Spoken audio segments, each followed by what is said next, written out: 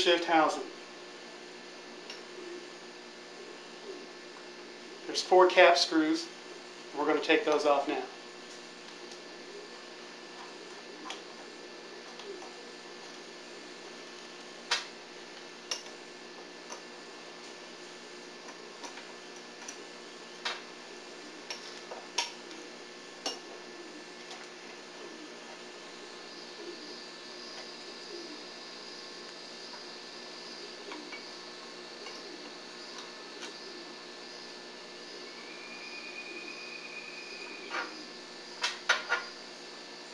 Of the 4 cap screws, one of them was an F. This is a Ford transmission.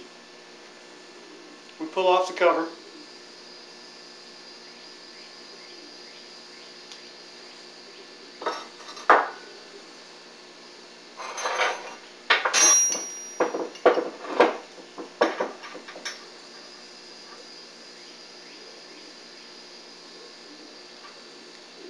Here's the shifter shaft plate. We're going to remove that. Notice it was missing the spring that goes on there. It's a little washer-shaped spring.